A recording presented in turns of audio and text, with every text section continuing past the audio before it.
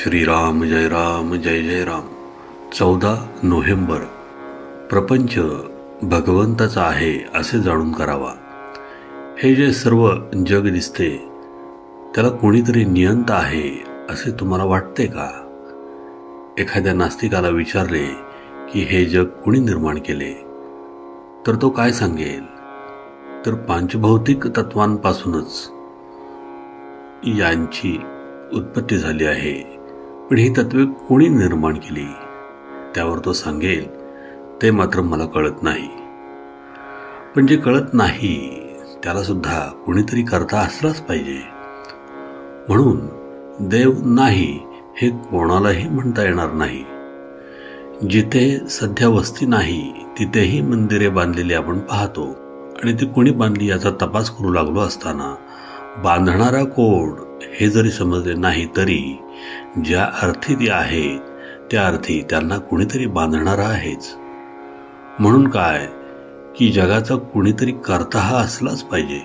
तो कोण हे आपल्याला समजत नाही इतकेच.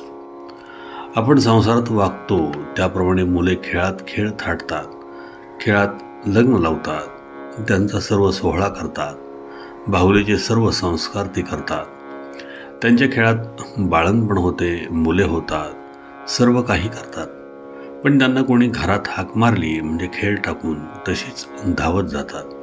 त्यावेळेस मूल तिथे रडेल वगैरेची काळजी त्यांना राहत नाही. असेच आपण संसारात वागावे.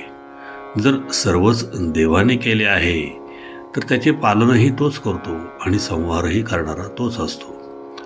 तर मग आपल्याला जरी त्याने दिलेल्या संसारात काही बरे वाईट झाले म्हणून सुखदुःख मानण्याचा काय अधिकार आहे?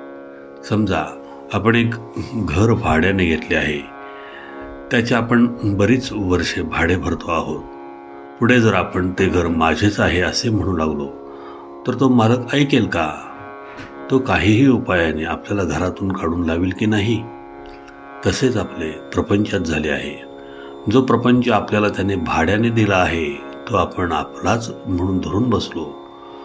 परंतु त्याला वाटेल तेव्हा आपल्याला काढून लावता येणे शक्य असताना आपण तो आपला म्हणून कसे म्हणावे? तर तो त्याचा आहे असे समजून वागावे. आणि जेव्हा तो आपल्याला न्यायला येईल तेव्हा जाण्याची आपली तयारी ठेवावी. म्हणजे संसारात सुखदुःखे बाधत नाहीत. आपण भजनाला लागलो तर प्रपंच कसा चालेल याची काळजी करू नये. भजनाला लागल्यावर तुकाराम महाराजांसारखे झालो तर वाईट काय? बरे तसे न झाले तर प्रपंच चालूच आहे.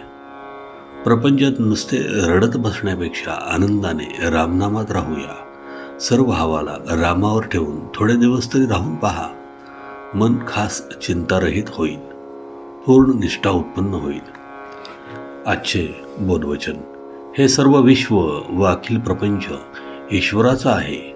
प्रपंच ज्याचा आहे त्यास तो देऊन टाकून आपण मोकळे व्हावे. अडखळण्याची भीतीच नाही. श्रीराम जय जय राम. जयाचा जनी जन्म नामार्थ झाला, जयाने सदा वास नामात केला. जयाच्या मुखी सर्वदा नाम कीर्ती, नमस्कार त्या ब्रह्म चैतन्य मूर्ती. जय जय रघुवीर समर्थ.